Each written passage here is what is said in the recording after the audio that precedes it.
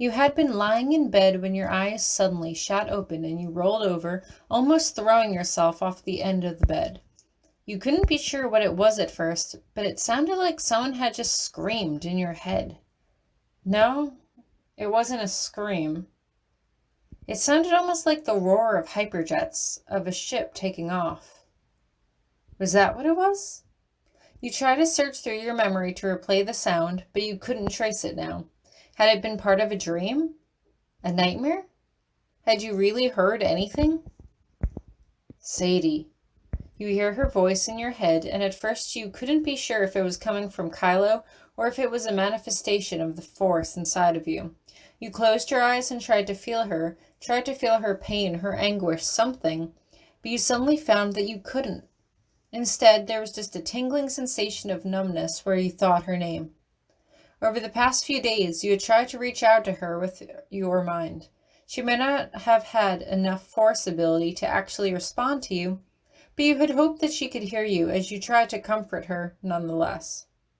But now there was nothing there.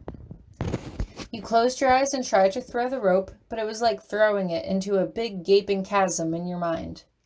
Sadie was no longer on the base. Your eyes shut open and you rushed into the living room. Did that mean he had done it? Had Kylo really saved her? You searched your feelings as you felt elation bubble up inside of you.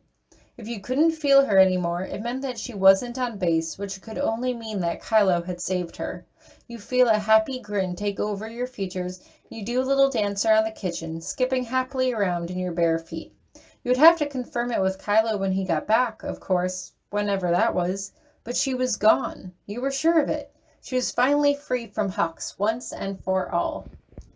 You rushed into the bathroom to take a shower, eager to pass the time. You thought about sitting down and reading, but dismissed the thought almost immediately. You were too excited, and the adrenaline made every one of your cells itch with anticipation. Instead, you passed the time with exercise, throwing yourself to the ground in a push-up before jumping up again. It was a strenuous motion, and ordinarily you hated it, but you had to do something to ease your twitchy muscles. By the time Kylo did come back, your body was delirious with exhaustion, but your mind was still sharp and alert, waiting anxiously to hear him confirm the good news. By the time you heard him come inside, you had been lying on the floor, willing your tired, aching body to get up. But with the sound of his footfalls, you quickly scrambled to your feet on all fours, practically lunging at the doorframe to get to him as fast as possible. He was just removing his gloves and helmet when you stumbled into view, almost tripping over your own feet. Did you do it? He looks up at you, and the expression on his face is almost sad in a way that you can't really describe. Ordinarily, you should have been concerned, but your mind was still too fixated on other matters to really pay it much attention right now. Did you do it, Kylo? He bows his head in a formal nod, and you let your face fall into your hands, grinning like an idiot as you squeal with excitement. I knew it! I knew you would come through for me! You rush over to him and plant both your hands on his cheeks, covering his face with kisses. I love you so, so much, you say before you press your lips to his. It's only when he doesn't kiss you back that you let the implication of your words come back to you. I'm sorry, you say quickly. You shake your head from side to side, trying to think of something to justify what you had just said. What were you supposed to say? I didn't mean it? That would only sound worse. And besides, did you really mean it? Truly? Or had it just slipped out in the excitement of the moment? You honestly couldn't be sure. He just waves his hand as if it's of no consequence to him and walks into the room off to the left of the living room that you never entered. You watch him go as he shuts the door firmly behind him. You had always thought that that was a room where he took out his rage and frustration, but you didn't hear any yelling today, nor did you really sense any anger in him. Was he hiding from you in there? You thought back to the expression on his face when you had first entered the room. Had he been caught helping Sadie try to escape? Was he being punished in some way? Did something else happen? You suddenly felt extremely guilty, although you weren't quite sure what you were guilty of. To your knowledge, you hadn't done anything besides help rescue your friend, although you wouldn't be able to forgive yourself if something terrible had happened to him because of it. If it had been up to you, You would have rescued Sadie yourself, and you would have taken the fall for it if you had been caught. You hadn't really wanted to get Kylo involved with her escape plan anyway, but he was the one who was the most powerful person on board this base, not you, and, like it or not, Sadie would never have been able to escape without his help. You stand there as the minutes tick by, and you lose track of time before the door finally opens and Kylo steps out. He blinks at you as he sees you standing there, as if he hadn't expected you to still be waiting. "Are you okay?" you ask softly. "Fine," he replies curtly. He starts taking his armor off without looking at you, and you can't help but feel your heart twist in your chest. "You're not fine," you tell him. "Did something happen with Sadie?" You look at him imploringly, but he doesn't look up at you. "Did something happen to you? Did you get caught?" "No," he responds solemnly, and your heart sinks in your chest. "Is it something else then?" you ask. "Did something else happen?" He doesn't answer you as he struggles out of his boots. Did I do something?" you ask hesitantly as your voice catches in your throat. This finally catches his attention. "No," he says firmly, but he doesn't care to elaborate. "Then why are you treating me like I've done something wrong?" you ask, letting your emotions spill into your voice. You should probably be careful. You should probably give him some space to come around to you, but he seems sad right now, not vengeful, and you don't think you have anything to fear from his temper right now. You could be wrong, but you didn't think so. He just waves his hand dismissively as he walks into the bedroom. You follow after him, but he walks into the bathroom and shuts the door behind him. In a few minutes, you hear the sound of the shower start, and you know better than to follow him in there. Instead, you throw yourself down on the bed, landing painfully on your elbow, but ignoring the pulsing ache through your joint as you fume into your pillow. Did it have to do with Sadie? With you? With Hux? With something else on base? Sure, he was always prone to his moods, but lately he'd seemed to find comfort in you, even if it was just sulking into your shoulder. At least you could find relief in knowing that he was still confiding in you, in his own way. But if he wouldn't tell you what was wrong, and if he wouldn't touch you, then what were you supposed to do? You couldn't help but feel like this was your fault, and although you couldn't quite be sure why, you let yourself accept the blame. You curled up with your knees to your chest and wrapped your arms around yourself while tears slipped down your face. You didn't cry in the ugly way where your face got all red and the insides of your cheeks hurt. Instead, you just let tears gather in your eyes until they blurred your vision and then rolled down your cheeks in hot, languid streaks. You focused on the steady in and out of your breathing, trying to keep yourself calm, and you didn't even notice when the water turned off in the shower. In fact, you were so caught up in yourself that you didn't even notice that Kylo was standing in the doorway of the bathroom, watching you intently. He walks over to you and brushes your hair out of your face, and you, like a petulant child, continue to pout, crossing your arms over your chest as you refuse to look at him. But as he bends down to kiss your forehead, you wrap your arms around his neck and refuse to let go, pulling him down towards you. He accepts this and rolls over on top of you, propping himself up on one arm so as not to crush you underneath his massive frame. Neither of you say anything for quite a few minutes. Instead, you just stare up at him through red-rimmed eyes as he brushes your hair out of your face. "Why won't you tell me what happened?" you ask, not daring your voice to go above a whisper. "It's not important," he says softly. "It's not something I want to trouble you with." "But you can tell me," you insist. "Nothing you say is going to change my opinion of you." He lets out a dry, sad laugh as he rolls away from you, rolling onto his back as he stares up at the ceiling. You give him his space, afraid to push him too much. "I love you," you venture again, after a little while, refusing to apologize for your feelings. He just shakes his head. "No, you don't." "Then try me." You take his hand and drag it to your temple, but he pulls his hand away. "If you think I'm bluffing, then look for yourself." He just shakes his head, and you give him time to respond. "You shouldn't." "Because of the awful things you've done?" you ask. "Sadie told me about them, and I don't care." "No, she didn't," Kylo replies, and you sigh. That's right, he had seen those memories. Sadie insinuated that he had done terrible things, but had failed to provide you with any specifics. It wasn't like you would really care to hear them then either. "It doesn't matter," you tell him, "because it has nothing to do with me. You're a different person out there than you are in here with me." Am I? He asks, rolling over to meet your eyes. You don't like the way he's looking at you. He's looking at you like he expects you to provide some deep psychoanalysis on his character, but you can't. He knows you can't. You had never seen him interact with anyone else. You had seen people scurry away in fear of him, but you had never seen him have a pleasant one-on-one interaction with anyone besides you. You don't tell him he's a good person. You know on some level he would just resent you for saying it, but you don't want to tell him he's a bad person either, not after he had just helped you rescue Sadie. You decide to go with the truth, as always. I don't care what you are, you say at length. I really don't. I don't care how many people you've killed. It has nothing to do with me. It may be selfish of me, but I don't care. I like the way you kiss me and touch me and fuck me, and I don't want that to stop. I don't care if that makes me a bad person. All I know is I feel a little bit, better when you're here. And no, it's not just because you're the only person I see all day, because it was like that when I was interpreting too. You've seen inside of my head. I liked working with Taro and then going back and seeing my friends. You've seen it. You've seen how I used to wait up anxiously for you to come visit me. And don't say that you're a bad influence on me, because I'm adult enough to make my own decisions. I could have escaped here with Taro easily, but I didn't want to. I wanted to stay here with you because while you find comfort in me, I find comfort in you too. And that may be massively, massively fucked up, but I don't care.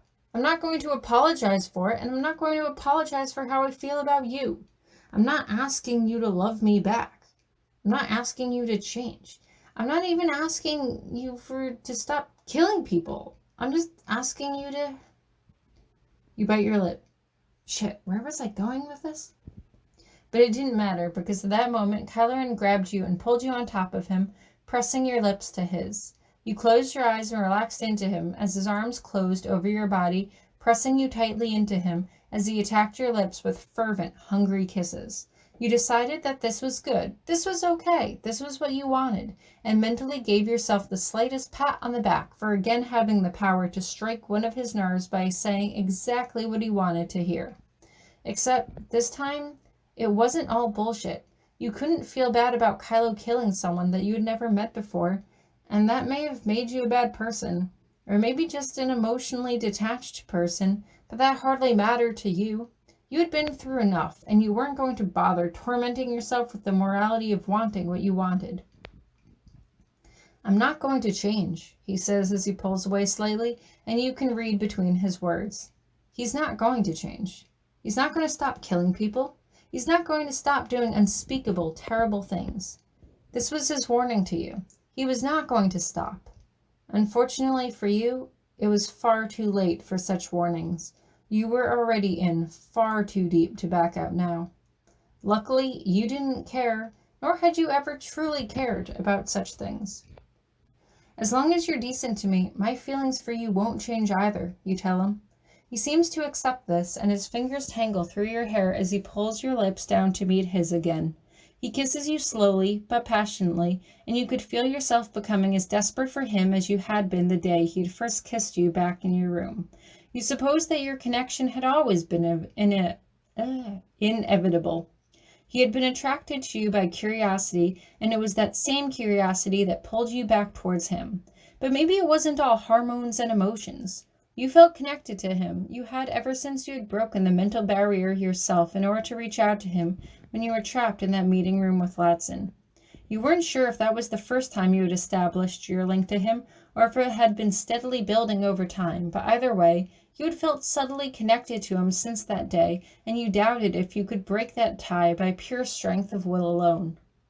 No, you were bound to him now, as he probably was to you, and you could call it love, you could call it whatever you wanted. But the truth was that you felt connected to him, and there was nothing that he could do to break that bond. There was nothing he could do to lessen your feelings towards him. Not a thing. You were sure of it. You found your release quickly and let yourself plop down sleepily on top of him, savoring the sensation of his fingers combing through your hair. You loved it when he did that, and even though you never told him that directly, you had a feeling he knew all the same. Because he knew you that well. He could read you that well, and it was a testament to how well he had come to know you over the past few months. You didn't know him half as well as you would have liked to, you could admit that much, but you wouldn't trouble yourself over it. He would reveal what he wanted to reveal in good time, and there wasn't much of a point in trying to force him to open up about things he would rather keep private. His secrecy didn't bother you at all. You would stay by his side and shower him with unconditional support and let him know that you would be there for him no matter what, bolstering him with confidence and positive encouragement from the sidelines. If he wanted to open up to you, he could do so in his own time. You weren't going anywhere. As you drifted off to sleep, Kylo Ren gently pushed you off of him, making sure you didn't wake up. When your breathing remained steady, he slowly got up and made his way into the living room, sitting down on the couch as he rested his chin in one hand. He could feel the flow of your positive emotions, and as much as he tried to cut himself off from them, he could not. In a way, he was confused by them. You knew he wasn't a good person, and yet it hardly seemed to matter to you.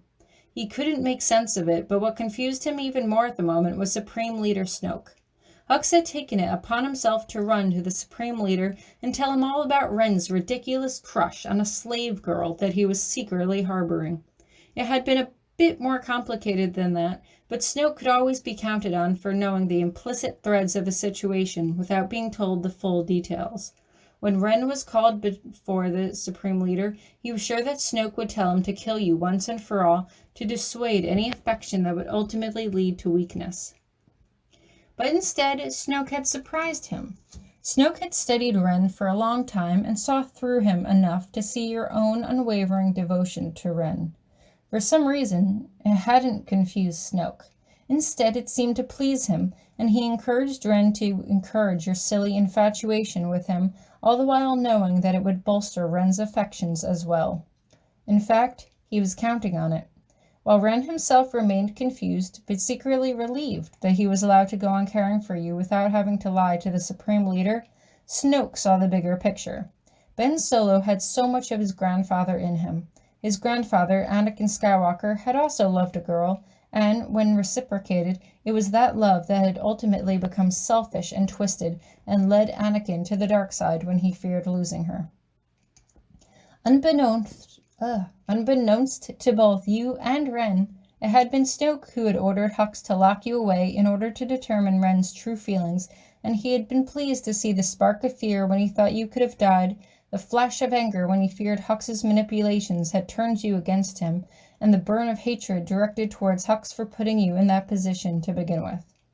Of course, Ren's affections for you hadn't quite evolved as quickly as yours had, as he tried to close himself off to them, but he was weak, and he would cave to them eventually.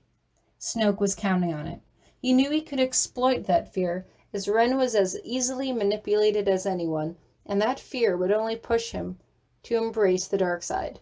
Snoke knew that you would, of course, have to die in order to make Ren more malleable, but for now he deemed you too weak to be anything other than significant. Although, truth be told, Snoke had actually been somewhat pleased to see the bond that had been developing between you. Ren's hatred was starting to consume you, slowly, but it was there. Snoke had not been completely oblivious to your flash of rage. Ren, of course, cared about you enough to try to protect you from it, but Snoke saw things differently. He didn't tell Ren, but he felt that perhaps you may have had some purpose alive after all. You were weak in the ways of the Force, that much was true, but the potential was still there. There was enough darkness in your heart alone to make you a solid candidate to be trained in the dark ways of the Force, and your blind loyalty to Ren was enough to make the effort worthwhile. Yet, he still held back. There was a solid pull to the light in you as well, just as there was in Ren, and Snoke wasn't willing to chance things just yet. There was no need to rush anything. He would let Ren's affections carry on and let things take their course. Supreme Leader Snoke was, above all things, patient. He had lived a long time and seen a great many things, but he had never once seen a romance end in anything but death and devastation and despair. Yours, he knew, would be no different. Ren himself was not looking at the big picture like Snoke was. In fact, it was one of the reasons why he considered Snoke to be as wise as he did. Ren seemed almost incapable of looking at things in the big picture. It wasn't for a lack of trying, but he could never seem to get above simply trudging on from one day to the next. Part of the reason for this was that his moods were as unstable and erratic as the lightsaber he carried. He felt a little calmer, a little more at ease whenever he was with you, and he felt that maybe that was the reason why Snoke allowed your relationship to continue. Perhaps he felt that you provided Ren with a sense of drive and focus. That was what Ren chose to believe, anyway. Unfortunately, Kylo Ren had other things on his mind besides Supreme Leader Snoke. Snoke had more or less given Ren his blessing to proceed with your pitiful romance, and while Ren should have been relieved or validated, he was not. He was plagued by something else that had happened that day, something that prevented him from curling up and falling asleep beside you.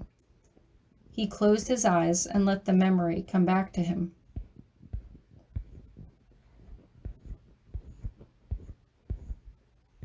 His footsteps had clicked across the tile as he made his way across Hux's chambers. He had never been in this room before, and he never wanted to be again. It was ridiculously lavish in a way that made him feel extremely uncomfortable. He wasn't comparing his own dwelling to this grandeur, not in the slightest. He had felt his own quarters were too extravagant for a military base, and Hux's room made his look absolutely pitiful by comparison. But he couldn't be bothered with the opulent furnishings as he made his way towards Hux's bedroom. The door was open and he walked in to find Sadie awake and alert, watching him closely. His eyes immediately locked onto the collar around her neck, and he focused on that through the narrow slit in his mask. It made him uncomfortable, and he wasn't sure why, although he considered that maybe he was responding to your discomfort at her circumstances. You realized that your emotional tie would have to be checked carefully, but fortunately you only seemed to get sentimental around your friends, and he was almost thankful you didn't have too many of those left. "So, you really did come," Sadie said. She didn't seem impressed or surprised. Her tone was surprisingly neutral, and yet he couldn't really blame her. The last time he had seen her, he had tortured her to get into her mind. No, wait, the last time he had seen her, she had been restrained while he murdered her teacher in front of her and the others. Ren briefly recalled her fainting, but he had left the room at that point and left Hux to take care of the rest of your friends. He had other matters to attend to. In a word, you. He hadn't really cared much for Sadie's fate, although he would have been lying if he said he didn't feel at least a little bit sorry for her as his eyes scanned a fresh welt along the side of her face. "I know what you've done," Sadie continued. "Hux told me everything." She hesitated just for a moment, but it was still apparent. "You've done a lot of bad things, haven't you?" "I'm a bad person," Ren told her, his voice distorted through the helmet. "Hux is many things, but he's not a liar. I have killed many people." "Does she know?" Sadie asked. She shook her head before Ren had time to answer. "No, I know she doesn't, but will you tell her? Will you ever tell her? Or will you keep deluding her?" Ren cocked his head to the side, surprised and amused by her candor. "I'm not deluding anyone." "Yes, you are," Sadie insisted. "You are. You know she wouldn't be with you if she knew the things you've done. She wouldn't be with you if she knew you betrayed your own family."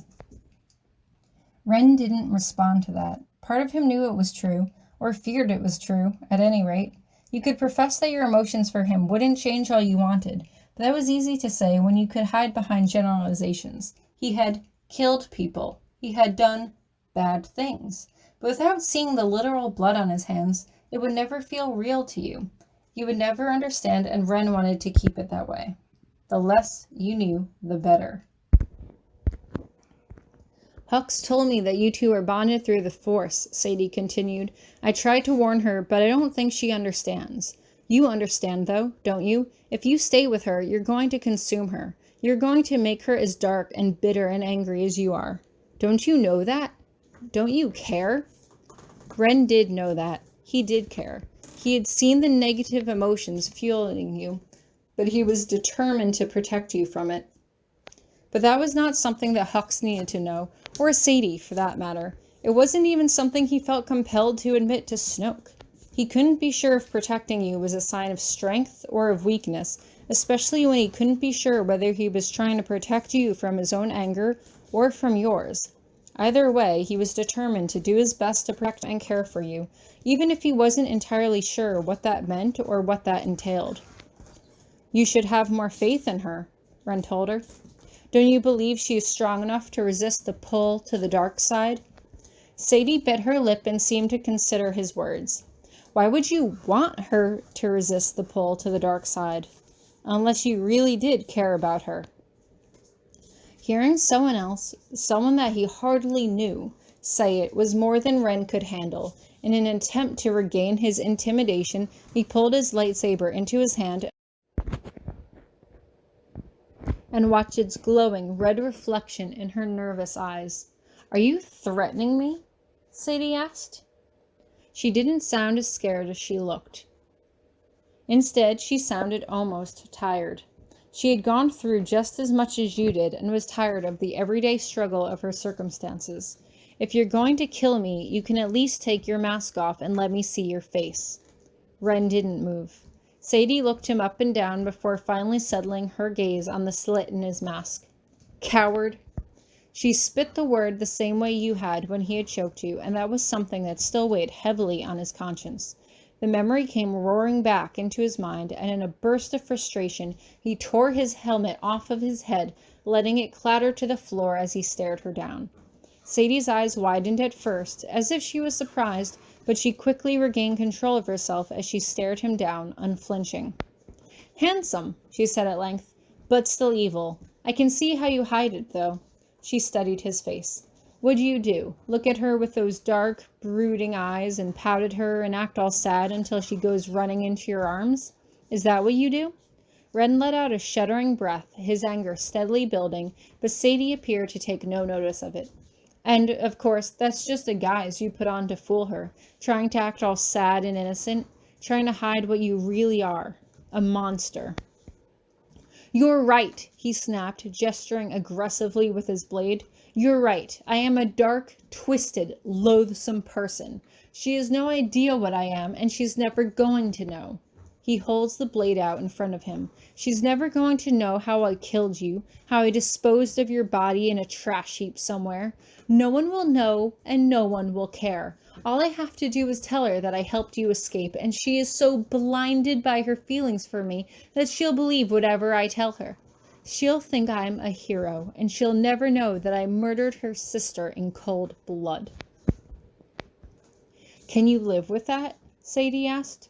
The trembling in her hands betrayed her, but her voice stayed surprisingly level. You've killed scores of people, I'm sure, but can you continue to go to bed and fuck her every night when you know what you've done?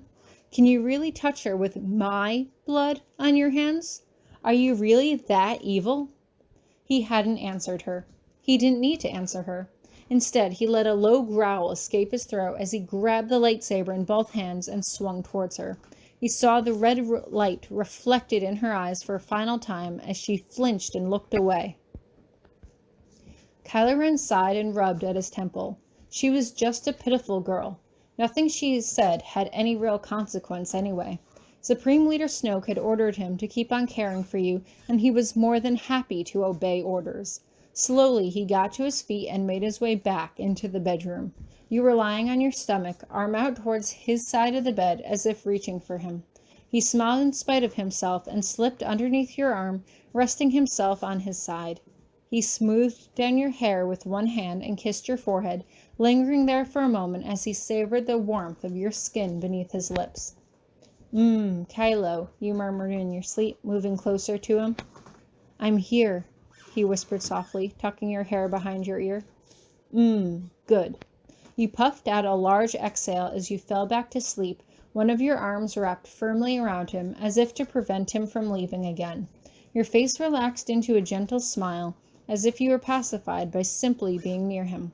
Kylo let himself smile softly as he watched you and let out an appreciative chuckle, trying to dispel the knot of tension in his chest. He let out a long sigh and allowed himself to be comforted by your unwavering devotion to him and let it console him as he drifted off to sleep. Sadie was gone now, and he hoped he would never have to hear you say her name ever, ever again.